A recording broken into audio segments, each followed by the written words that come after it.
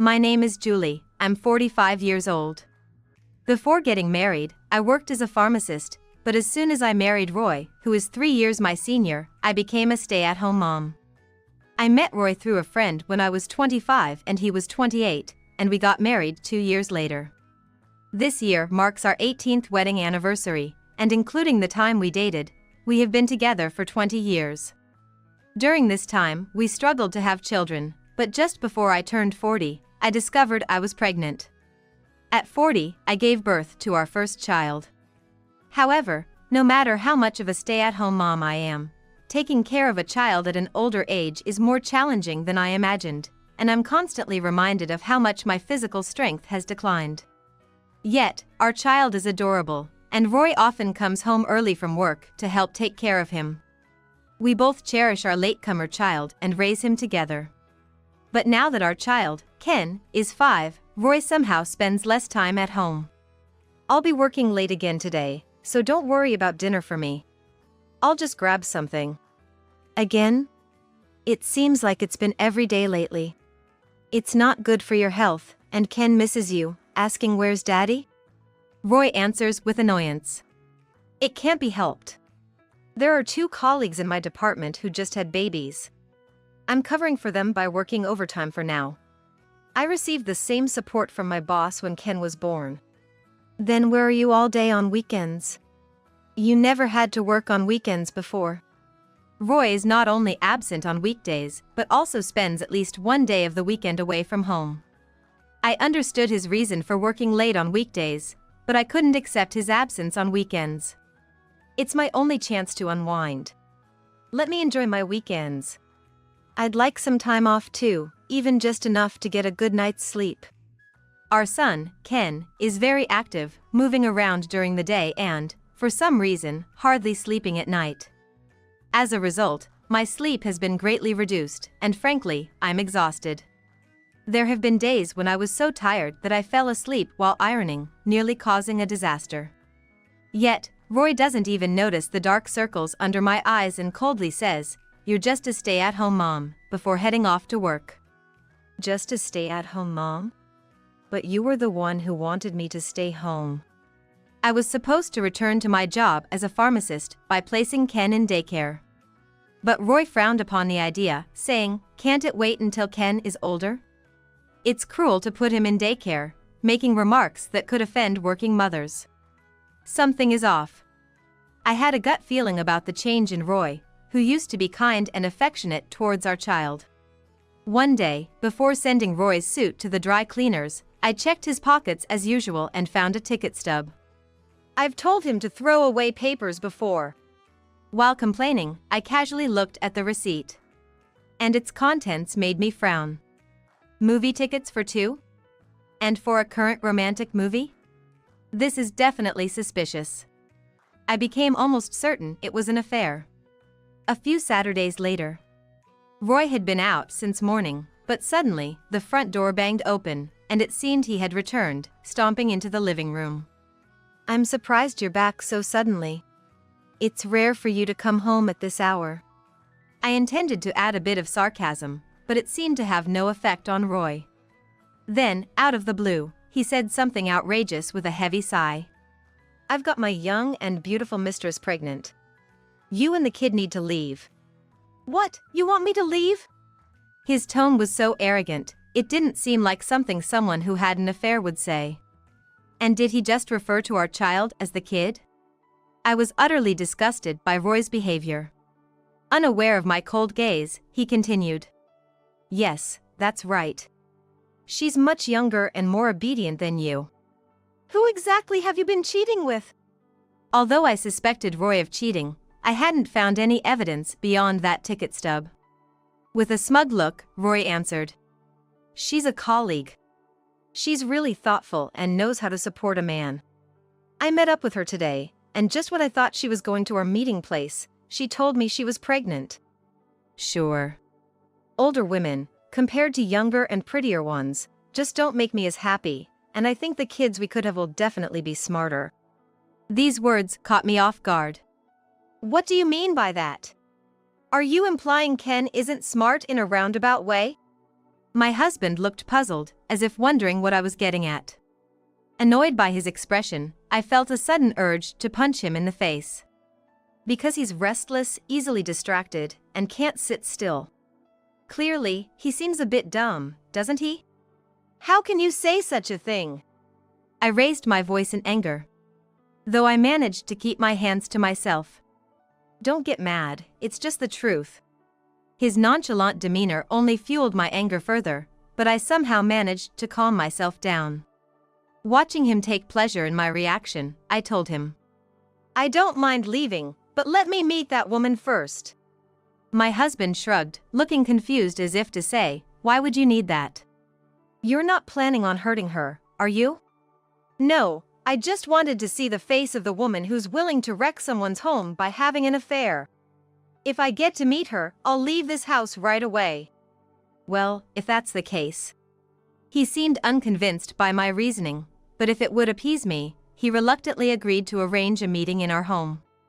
On the day of the confrontation, the mistress appeared to be in her early 20s. Imagining the age difference between her and my husband made me feel nauseous. Nice to meet you. I'm Emily. Thank you for allowing Roy and me to get married. Calling herself Emily, she said this in an exaggerated manner, maintaining eye contact with me. Any etiquette coach would give her bow a 0, it was that ungraceful. Excuse me, but how old are you, Emily? I asked bluntly. I'm 25. Looks like I'm exactly 20 years younger than you. Oh, but don't worry. I'm still younger than my mom. Don't say things like that. It's cruel. But really? Getting pregnant for the first time close to 40? It's like, what have you been doing all this time? Emily looked me up and down before bursting out laughing. Then, without being invited, she boldly stepped into the house. Is the living room this way? Hey, wait, don't just go ahead on your own. I hurried after her to the living room. There, Emily looked around dreamily. So, this house will be mine soon, huh? It seemed like the remarriage plans between Roy and Emily were moving forward steadily. Really, it's so nice. This high-rise condo. Right? I knew you'd love it, Emily. I love it. Completely lost in their world, I was unsure how to break into their conversation. As I hesitated, Emily began to talk about her plans for the future. I'm gonna have our child take lots of lessons, and of course, go to a private elementary school. Yeah, sure. Emily rubbed her belly, indulging in her far too premature dreams. While I glanced at my husband, who seemed nervous, constantly rubbing his arms and looking uneasy. This made me feel suspicious. Wait a minute. Sure, Roy works in sales and makes way more than his peers, but he's a big spender, so he practically has no savings. Huh? He blows his paycheck on golf clubs and nights out as soon as it comes in. Plus, Roy still has college loans to pay off, you know? This is news to me. Julie, wait a moment. Our family's living expenses have been covered by the income from real estate I inherited from my father. Do you think someone like him, after divorcing me, could afford to let your child take all those lessons and even go to a private school? Wasn't the real estate income from Roy's family's property? Emily confronted Roy. Oh, well, what's mine is also my husband's, right? It seemed my husband had been putting on quite a show for her. He had been acting as if our household, which I had been supporting, was all thanks to him. Feeling panicked as the marriage she envisioned drifted further away, Emily desperately asked him. But this condo is yours, right, Roy? It is, isn't it? Yeah, that's true. That's no lie. Good. I can forgive that then. It doesn't change the fact that Roy is a high earner. Student loans can be paid off quickly with a bit of saving. And I won't let him waste money. That's my Emily. Reliable even though you're young.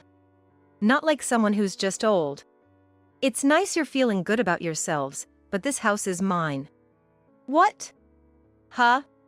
Both were shocked, as if doused with cold water, and looked at me. My husband tried to correct me. No, that's not right. This house should be in my name. You have a habit of completely forgetting important things. There must be an animal like that, right? What?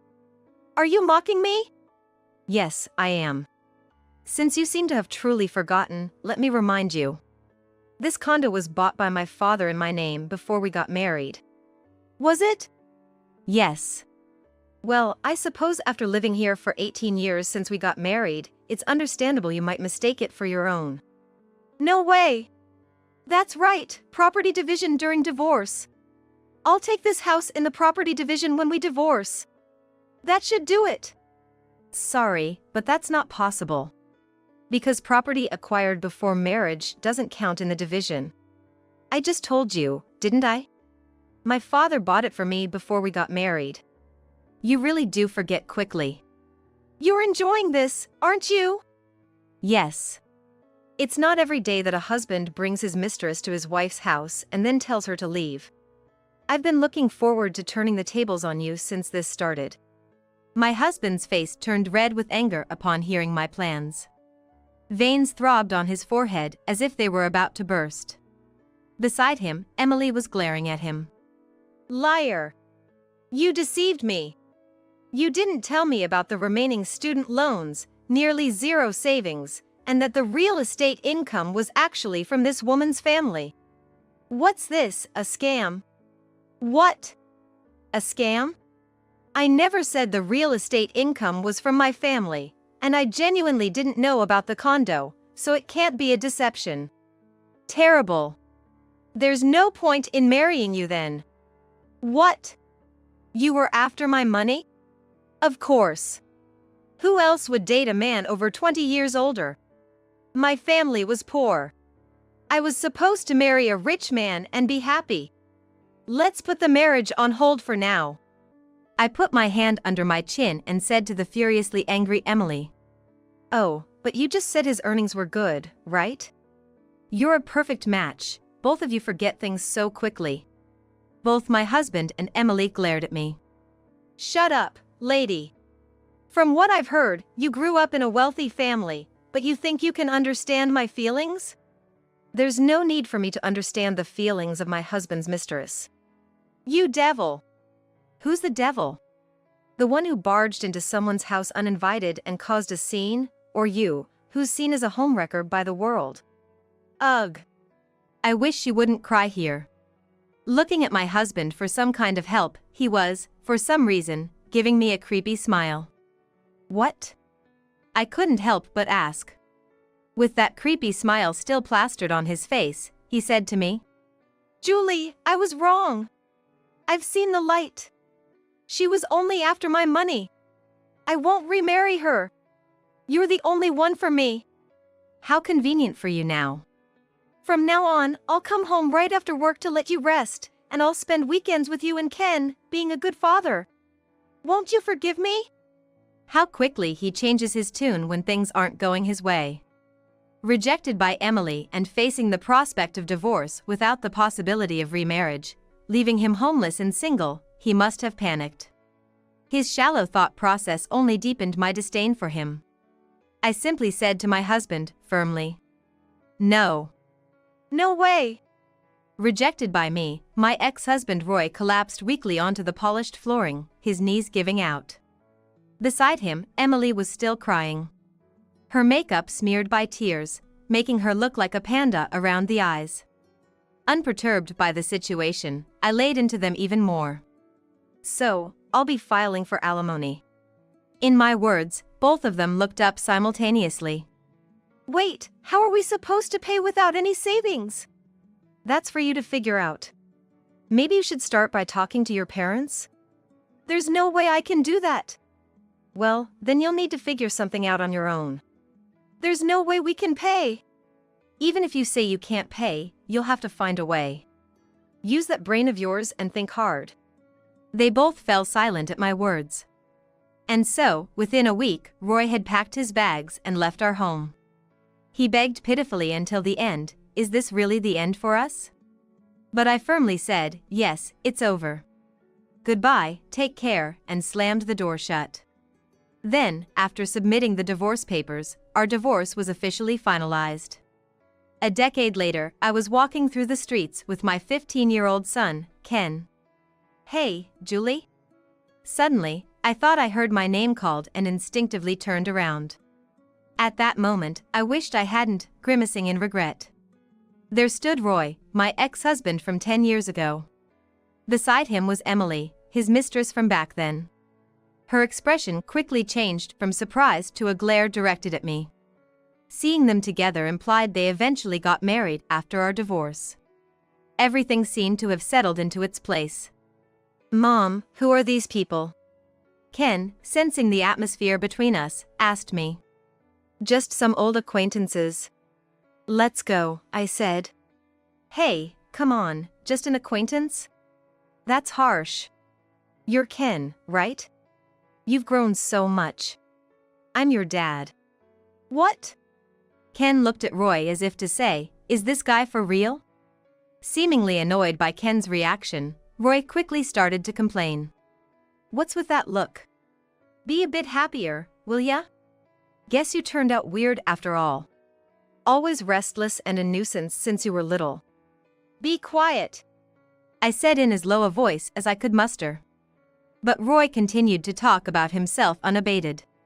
"After us, Emily and I had a child right away, who's now 12. Ken and I listened in silence to Roy's irrelevant story.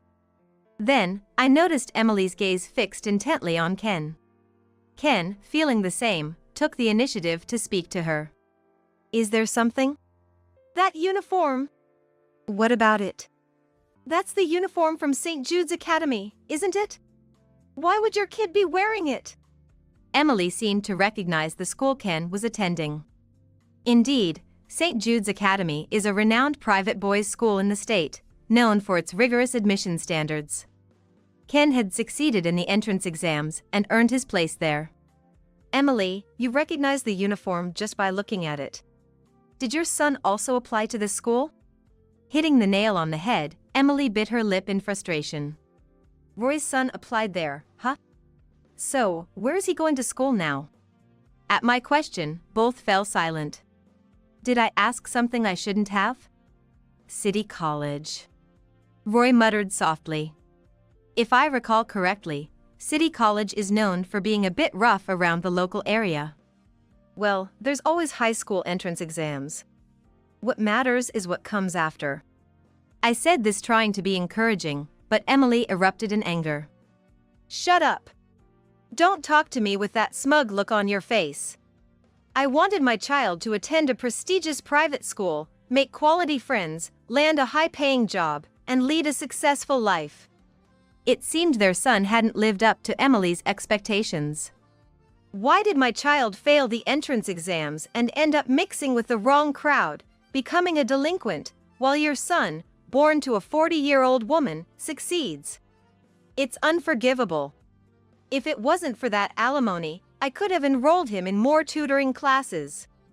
"Maybe it was your attitude that put too much pressure on your son." "Take it easy," Roy said, trying to calm Emily down while stealing glances this way. Well, not so much at us, but it seemed like he was particularly interested in Ken. It's odd, like he's sizing Ken up. I noticed Roy still sneaking peeks at Ken when suddenly, from slightly behind, Ken urged, "Mom, we're running late.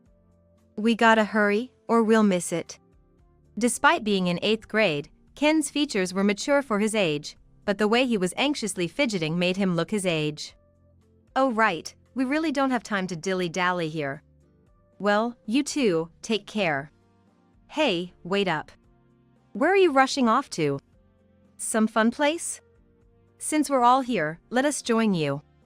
Roy desperately called after us. What Roy was thinking, I couldn't begin to guess, but I immediately declined his suggestion. "That won't work, you don't have an invitation." "Invitation? You're all dressed up, so where are you headed, someone's wedding?" "No, Ken won a Department of Education award for his essay at a competition. We're off to the awards ceremony today. Definitely not a place for you two." "What? You don't know what the Department of Education is?" "Mom, he really works in corporate sales?" "Just slipped my mind because you asked so suddenly. But Ken, you're really growing up. Looking so fit. Playing sports or something? He joined the soccer team. Got selected as a starter right after enrolling. Starting in your first year, huh? Impressive. That's my and Julie's kid for you. As if he had any interest in Ken during our divorce. Roy, oddly enough, started buttering up to Ken, and I just wanted to pull them apart right then and there. Roy seemed incredulous at his own son's growth, endlessly praising Ken. Yet, despite Roy's accolades, Ken's expression only grew colder. No matter how much Roy praised him, Ken only responded with a curt, "Oh, is that so?" As if a boy who hasn't seen his dad since he was 5 would suddenly warm up to him. While Roy continued to fawn over Ken, I caught Emily shooting daggers at me with her eyes. Back then, Emily was adamant about sending her kids to private schools from elementary level. But considering she didn't, it's likely she lacked confidence in affording the tuition. Suddenly, Emily slammed her bag against Roy. What was that for? Why has it come to this? Perhaps overwhelmed by the stark contrast between her life and ours, Emily unleashed her frustration on Roy. That hurts. Sorry for showing you this. She gets like this sometimes. Probably, she couldn't handle the gap between her aspirations and reality. As Roy tried to soothe the raging Emily, his face showed sheer exhaustion. What goes around comes around. I muttered to myself and walked away with Ken. Their voices fading behind us. Not 3 days later, my phone rang with an unknown number. Who could this be? I decided to answer. Hello? Julie? Good, you answered. I was worried you wouldn't. Roy? Why are you calling me? If I had known it was him, I wouldn't have answered. I thought I deleted his number after the divorce. As I sighed, holding the phone to my ear, Ken, who had come down from the second floor, approached, curious. I signaled for silence with my finger and turned on the speakerphone.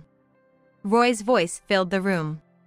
Seeing you and Ken after 10 years, I was surprisingly happy. Made me nostalgic about the times with you too. Thought I'd give you a call. Well, I didn't feel nostalgic at all. Don't be like that. We were together for 20 years, right? There must be countless memories. All those memories were blown away by what you did. As Roy continued to idealize our past, I felt chills. So, what do you want? Make it quick. Right, how about we, the 3 of us, meet up once in a while from now on? What? No way. If you don't want to, then at least let me see Ken. Incredible, after neglecting Ken and fooling around with women? I apologize for that. I'm sorry. See, I've said it now. Happy? The absolute worst, no, below that. Ken, overhearing the conversation, was visibly repulsed, his face contorting in disbelief. I couldn't help but be curious. Just like during our recent encounter, Roy had been sneakily glancing at Ken and excessively praising him. Why was he so eager to connect with Ken? I decided to ask. Hey, why are you so keen on meeting Ken? Roy laughed before answering. Because I never thought he'd turn out so well. He's smart, athletic, and even good-looking. Honestly, I could care for him way more than my own son now. You're fundamentally unsuited to be a father, I retorted. Roy either didn't hear me or chose to ignore it, continuing with his calculating thoughts. Plus, he's going to take over your clinic in the future, right? I heard the school Ken attends has an unmatched success rate for medical school admissions. Well, yes, but as a father, I want to support my son's future efforts. Maybe take him out for a nice meal occasionally. His intentions were clear as day, cozy up to Ken now in hopes of financial help later. Disgusted by Roy's selfishness, I was about to hang up when Ken, who had been listening from the start, spoke directly into the phone. I'm sorry, but I have no intention of meeting you. Please don't call my mom again. It's a nuisance. Ken! When did you get there? Don't say that, meet with me. I don't consider you my father. And about that offer to take me out for a nice meal, I'll pass. We already frequent nice places. Ungrateful brat. Show some humility and you get all cocky. You're definitely your mother's child, no charm, just annoying. I'm glad I don't resemble you. Good, I'm glad you don't resemble him. Is that sarcasm? You figured it out. Enough from both of you. As Roy attempted to say more, Ken reached for my phone and swiftly ended the call. Here, block him already. Right. I set Roy's number to auto-reject and placed my phone back on the table. Later, I unexpectedly ran into the person who had been our matchmaker during my marriage with Roy, in the middle of the street. Fate has been strange lately. This person was also Roy's superior and informed me of his current situation. Apparently, Roy was still repaying his college loans. Despite earning above average, he was making ends meet for his family by cutting corners where possible. I asked about Emily, who was supposed to be working, only to learn that, frustrated by not being able to lead the life she envisioned, she had quit working altogether. Roy was now solely responsible for supporting their unstable family. Which means they're relying entirely on Roy's income now. And the child of theirs, whom Emily had boasted about sending to private schools from elementary and making them do all sorts of extracurricular activities, ended up going to a local middle school and became a delinquent, as I had heard from Roy himself. But it seems the situation escalated, and their son became a well-known troublemaker in the area, skipping school and all. Hearing about their downfall 10 years after our divorce, I couldn't help but think, serves them right. What their future holds as a family, I can't say, but I vowed not to become a self-centered person like them.